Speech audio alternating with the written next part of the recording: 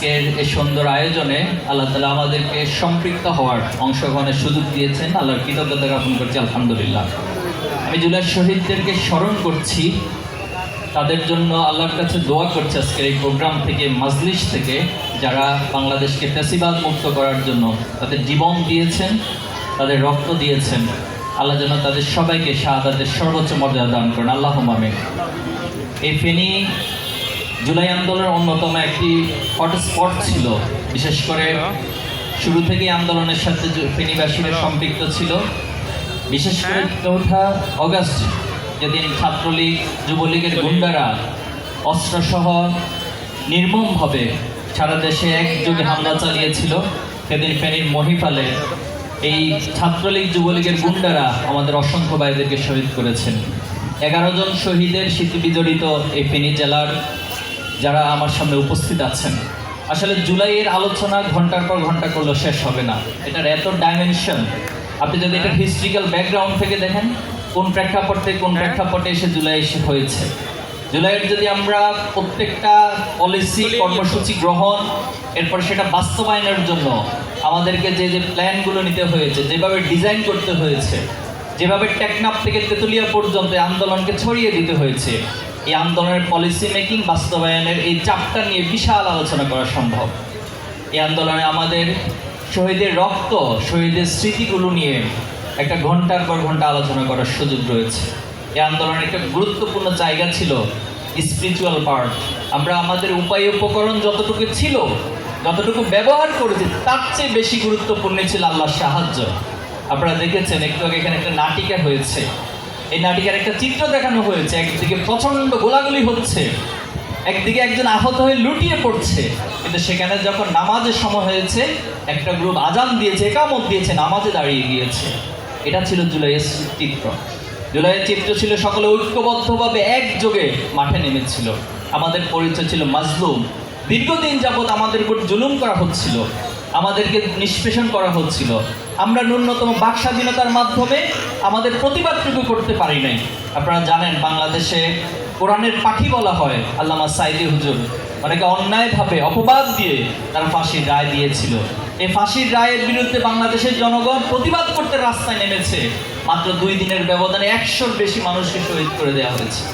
যারা ন্যূনতম এই সরকারের প্রতিবাদ করত কোনো বিষয়ে, তাদেরকে হয়তো খুন করত অথবা গুম করত, তাদেরকে আয়নাগর নামক এক প্রচণ্ড জুলুম নির্যাতনের মধ্য দিয়ে যেতে হয়েছে।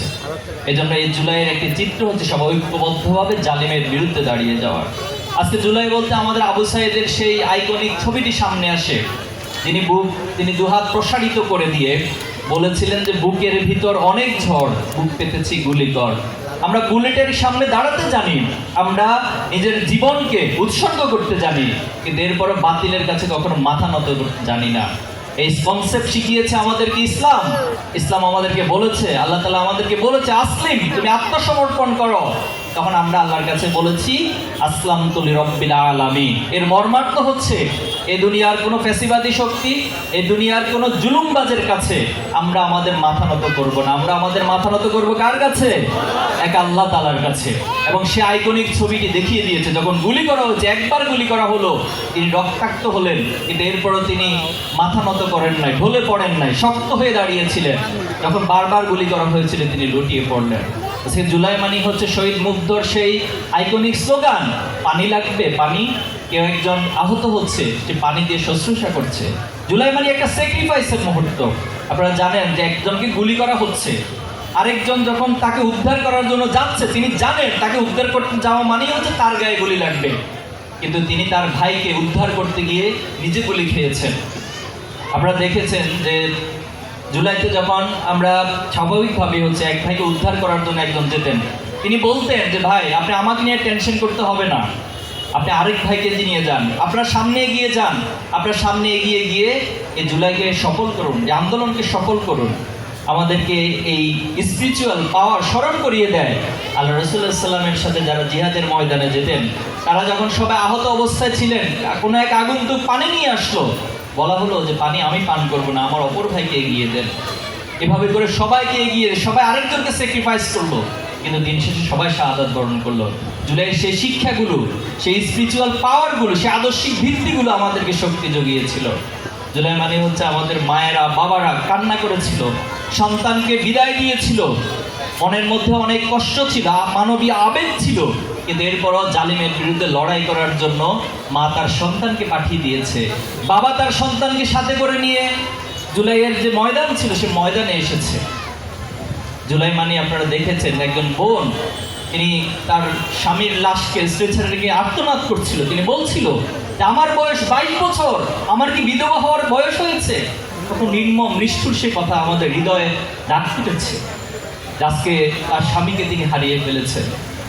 জুলাই মানে হচ্ছে সেই কিশোর যে তার নিজেকে সেভ করার জন্য জানালার কার্নিশে গিয়ে আশ্রয় নিয়েছিলেন, কিন্তু সেখানেও এই জুলুমবাজ পুলিশ প্রশাসন তাকে খুব কাছ থেকে শটগান দিয়ে গুলি করেছে। জুলাই মানে হচ্ছে সেই পুলিশ অফিসার তার স্বরাষ্ট্রমন্ত্রীকে বলতেছেন যে স্যার, গুলি করে একটা মরে একটাই যায়, বাকিগুলো যায় না। তাহলে বাকিগুলো কেন যায় না? বাকিগুলো তো আল্লাহর কাছে নিজেকে আত্মসমর্পণ করেছে, সাবমিট করে দিয়েছে। এই জন্য দুনিয়ার এই গুলি, দুনিয়ার এই বারুদ, দুনিয়ার কোনো কিছু তাকে আটকে রাখতে পারে না। জুলাই মানে হচ্ছে সেই চিত্র, শহীদ ইয়ামিন যাকে সাজোয়া জানে করে লম্বা সময় করে সাভারের সেই রাস্তাগুলোতে ঘুরিয়েছে, এরপর একটা পর্যায়ে মিডিয়ার সামনে টেনে হিস্টে সে লাশকে ফেলে দিয়েছিল। সে মেধাবী শিক্ষার্থী আমাদের ভাই, তিনি সেদিন রোজা ছিলেন, বৃহস্পতিবার ছিল, রোজা ছিলেন এবং জোহরের নামাজ পড়ে তিনি রাস্তায় নেমেছেন ইয়ামিন। তার বাবা বলেছিল পরবর্তীতে, আমি জানি আমার সন্তান দুনিয়া এবং আখিরাতের শহীদের মর্যাদা পেয়েছে, এজন্য আমরা তাকে জানাজা এবং আমরা তাকে গোসল দিই না, দাফনের কাপড় পরাই নেই, বরং সে যে কাপড় নিয়ে শহীদ হয়েছে সে রক্তমাখা জামা দিয়ে তাকে আমরা দাফন করেছিলাম। আজকে জুলাই মানে হচ্ছে চট্টগ্রামের শহীদ শান্ত ভাইয়ের কথা। তার মা বলেছেন, আমার সন্তান আইএলটিএস পরীক্ষায় ভালো একটা ব্র্যান্ড স্কোর তুলে সে বিদেশে যাওয়ার কথা ছিল, বাইরের কোনো বিশ্ববিদ্যালয়ে পড়ে সে আমাকে একটা ভালো সার্টিফিকেট এনে দেওয়ার কথা ছিল, কিন্তু সে আমাকে দিয়েছে শহীদের মায়ের সার্টিফিকেট আর নিজের শহীদের সার্টিফিকেট নিয়ে আল্লাহর কাছে চলে গিয়েছে। এটা ছিল জুলাইয়ের চিত্র। জুলাইয়ের চিত্র ছিল আমাদের শহীদ শ্রাবণ ভাইয়ের আব্বা এখানে এসেছেন, যিনি লাল কাপড়, তার কাছে লাল কাপড় ছিল না, মায়ের একটা লাল ওড়না পেয়েছে, তিনি ময়দানে এসেছেন এবং সে ওড়না মাথায় পেছানো অবস্থায় তিনি শহীদ হয়ে গিয়েছেন। জুলাই মানে হচ্ছে আমার সেই শহীদ সবুজ ভাই, যিনি তার অটোরিকশা চালিয়ে আহতদেরকে হসপিটাল নিয়ে গিয়েছেন, আহতদেরকে সামনে এগিয়ে দিয়েছেন, কিন্তু একটা পর্যায়ে নিজে গুলি খেয়ে শহীদ হয়ে গিয়েছেন। জুলাই মানে হচ্ছে অসংখ্য ভাইয়ের অসংখ্য স্যাক্রিফাইস, এর মধ্য দিয়ে আজকে আমরা একটি নতুন বাংলাদেশ পেয়েছি। এই নতুন বাংলাদেশ পাওয়ার পর আমাদের যে স্বপ্ন, এই স্বপ্ন আজকে কতটুকু বাস্তবায়িত হয়েছে এটি পর্যালোচনা করার বিষয়। আমরা আজকে আলোচনা সভা করছি, অনেক বড় সমাবেশ করছি, মিছিল করছি, কিন্তু জুলাই পরিবারের কাছে যখন যাই, তাদেরকে যখন জিজ্ঞেস করি আপনাদের কি কোনো চাওয়া পাওয়ার হিসাব নিকাশ আছে, তারা স্পষ্ট ভাষায় বলে আমরা আমাদের সন্তানকে হারিয়েছি, আমাদের কোনো দুঃখ নাই, কোনো কষ্ট নাই, বরং এটা আমাদের গর্বের বিষয়। আল্লাহ তাআলা আমাদেরকে শহীদ পরিবারের সদস্য হিসেবে, বাবা হিসেবে, মা হিসেবে কবুল করেছে। কিন্তু তাদের একটা জায়গায় এসে কষ্ট যে আমার সন্তান জীবন দিয়েছে, যে খুনিরা আমার সন্তানকে হত্যা করেছে, এখন পর্যন্ত একজনের কোনো শাস্তি কার্যকর হতে আমরা দেখি নাই। আজকে একটু আগে আব্দুল হান্নান হুজুর বলেছেন যে আজকে সকালেই খুনি ছাত্রলীগের মিছিল হয়েছে ফেনী শহরে। ফেনীবাসী কি জীবিত আছেন আপনারা? এই যে যারা এই মিছিলগুলো করছে তাদের তো লজ্জা থাকা উচিত। তাদের যে নেত্রী ছিল তাদেরকে বিপদের মুখে ফেলে দিয়ে যে ইন্ডিয়াতে, ভারতে পালিয়ে যেতে পারে, সেই নেত্রীর জন্য তারা আজকে রিস্ক নিচ্ছে, এদের লজ্জা থাকা উচিত। এবং যিনি বারবার বলছেন ডিসেম্বরে ফিরে আসবেন, মনে রাখবেন আজকে চ্যালেঞ্জ করে যাচ্ছে, তিনি সবসময় যা বলেন করেন তার উল্টাটা। তিনি বলেছেন এই বাংলাদেশ থেকে তিনি যাবেন না কখনো, কিন্তু আমরা স্পষ্ট দেখেছি তিনি কিভাবে করে পালিয়ে যাচ্ছেন, তার লাগেজ নিয়ে পালিয়ে যাচ্ছেন হেলিকপ্টারে করে। এই জন্য তিনি যা বলেন, তিনি ফিরে আসবেন বলেছেন, তার মানে হচ্ছে আদৌ কখনো ফিরে আসবে না, বরং এখানে তার যে চামচাগুলো রয়েছে যারা বোকার স্বর্গে বসবাস করছে, তারা তার জন্য ঝুঁকি নিয়ে নিজের ক্ষতি করছে। প্রশাসনকে বলবো, আপনারা জুলাইতে কি করছেন এখন স্পষ্ট দলিল সবকিছু আমাদের হাতে আছে। কোথায় কি করেছেন সবকিছু আমাদের হাতে আছে। শুধুমাত্র বাংলাদেশের শান্তি শৃঙ্খলা, বৃহত্তর ঐক্য এবং বাংলাদেশের সার্বিক পরিস্থিতি বিবেচনা করে ছাত্র জনতা আপনাদেরকে রিঅ্যাকশনটা দেখায় নাই, আপনাদের জন্য সাধারণ ক্ষমা ঘোষণা করেছে। কিন্তু আপনারা যদি আবার সেই ফ্যাসিবাদকে লালন করতে চান, তাদেরকে যদি এই সমাজে অবাধে চলাফেরা করতে দিতে চান, তাহলে ছাত্র জনতা জুলাইয়ের মতো করে আপনাদেরকে ঠিক জবাবটা দিবে ইনশাআল্লাহ। সম্মানিত উপস্থিতি, আজকে যে সাংস্কৃতিক অনুষ্ঠানের আয়োজন করা হয়েছে, একটি রাজনৈতিক আন্দোলনকে যদি স্থায়ী কাঠামোতে নিতে হয়, তাহলে সেখানে একাডেমিক এবং গবেষণা, সাংস্কৃতিক একটি বিপ্লবের প্রয়োজন হয়। সাংস্কৃতিক বিপ্লব স্থায়িত্ব ব্যতীত কোনো আন্দোলন, কোনো রাজনৈতিক আন্দোলন, রাজনৈতিক আউটপুট টেকসই হয় না। এজন্য আজকে যে আয়োজন করা হয়েছে, আমরা আশা করব জুলাইয়ের স্মৃতিটাকে আমাদের কাছে একেবারে জীবন্ত হিসেবে উপস্থাপন করেছে। এবং একটা বিষয় আপনাদের কাছে বলতে চাই, আজকে জুলাই মাসে দেখুন নানান রাজনৈতিক আলোচনা সমালোচনার জন্ম দিচ্ছে, অথচ জুলাই নিয়ে খুব বেশি আলোচনা নাই। আপনি সোশ্যাল মিডিয়াতে যাবেন, জুলাই নিয়ে খুব বেশি আলোচনা পাবেন না। আপনি টেলিভিশন চ্যানেলগুলোর টকশোতে খেয়াল করবেন, জুলাই নিয়ে খুব বেশি আলোচনা পাবেন না, নামে মাত্র কিছু পাবেন। এরপরে সব জায়গায় মিডিয়া বলুন, সমাজের প্রত্যেকটা জায়গায় আজকে শুধুমাত্র সংঘাত, সংঘর্ষ, বিদ্বেষ, একজন একজনকে ঘায়েল করা, রাজনৈতিক নোংরামি ছড়ানো, এগুলো প্র্যাকটিস করা হচ্ছে। তাহলে এই কাজগুলো কারা করছে? এই কাজগুলো এই বাংলাদেশ বিদ্বেষী যারা, যারা প্রকৃতপক্ষে আধিপত্যবাদের কাছে নত জানো, যারা সবসময় হচ্ছে এই দেশটাকে অকার্যকর করতে চায়, তারাই এই কাজগুলো খুব সূক্ষ্মভাবে করছে। এটা আমাদের রাজনীতিবিদরা সেই জায়গাগুলো ধরতে পারছে না। যে ডিপ স্টেট, এই ডিপ স্টেট বাংলাদেশকে কখনো ভালোভাবে থাকতে দেয় না, কারণ তারা তাদের নিজেদের স্বার্থে এদেশের রাজনীতিবিদদেরকে ব্যবহার করে। এবং এই ডিপ স্টেট নিয়ে আমাদের খুব বেশি আলাপ আলোচনাও কোথাও হয় না, এটা এক ধরনের ট্যাবু করে রাখা হয়েছে। আমাদের শহীদ ওসমান হাদি ভাইকে স্মরণ করছি, তিনি ডিপ স্টেট এবং একটা রাষ্ট্রের মধ্যে যে একটা অভ্যন্তরীণ শক্তি থাকে, সূক্ষ্মভাবে অদৃশ্যভাবে তাদেরকে সে ট্যাবু ভাঙার জন্য তিনি আলোচনাগুলো জনপরিসরে নিয়ে এসেছেন।